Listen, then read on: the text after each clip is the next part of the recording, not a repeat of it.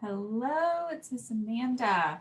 So today is a read aloud, and this book is called If You Give a Dog a Donut.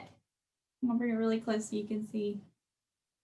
So we've been doing our 5 senses, right? So remember, we have eyes, ears, nose, tongue, and taste. Those are our 5 senses.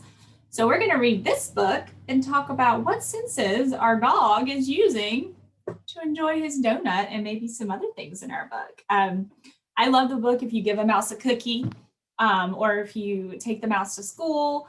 Those books are really fun.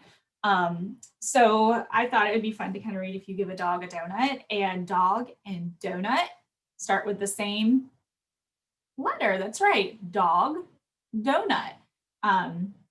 They actually start with the same first 2 sounds, dog, donut, D-O. So coming up, you're going to be getting some letter links yourself and talking about how other words can start with the same letter as your name.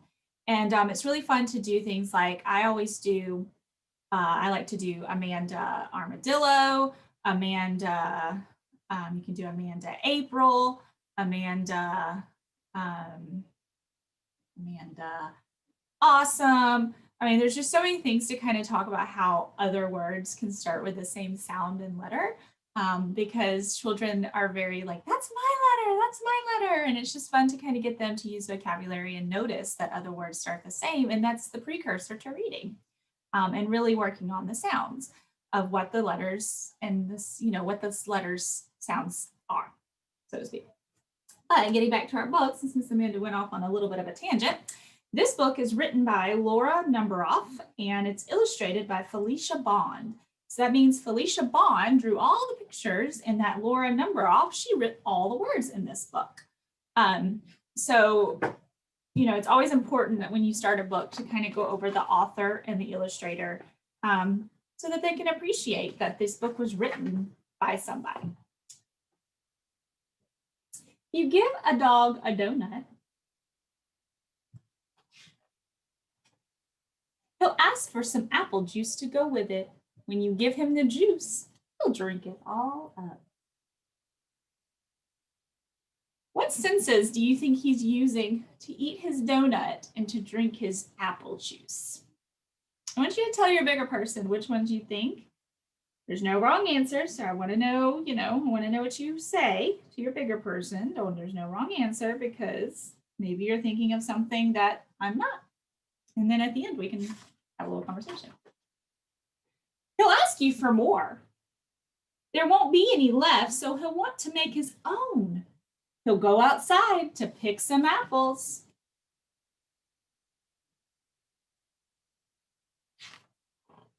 When he's up in the tree, he'll toss one. Throwing the apple will make him think of baseball.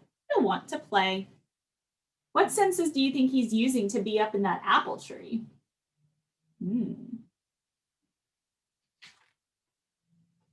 You'll have to get a ball and a glove to play some baseball.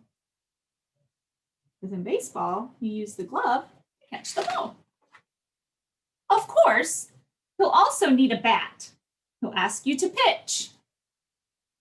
To pitch means to throw the ball to someone so they can either catch it or to hit it with a bat. He'll hit a home run, which means he hits it way far, so far that no one can catch it and you can run all the bases. He'll do a happy dance to celebrate.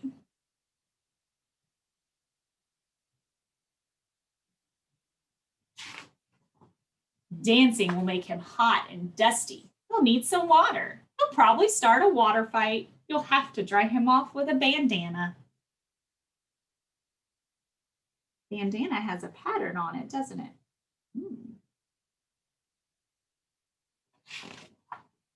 He'll wrap it around his head and pretend that he's a pirate. Arr. Then he'll want to go on a treasure hunt.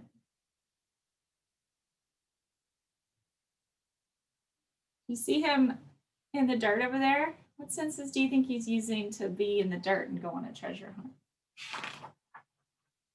He'll find an old kite and want to make one himself. you'll have to get him some sticks, paper, and string. Maybe you guys can try to make a kite. It's not really been too windy right now, but maybe in like the spring or the summertime, we can send some things to make a kite. Kites are fun to make. When the kite is finished, you'll want to fly it. It will go higher and higher. So his kite is up, not down. Until it gets tangled in the apple tree. Uh-oh, what do you think he's going to think of when he gets in that apple tree? The tree will remind him of apple juice, so he'll probably ask you for some.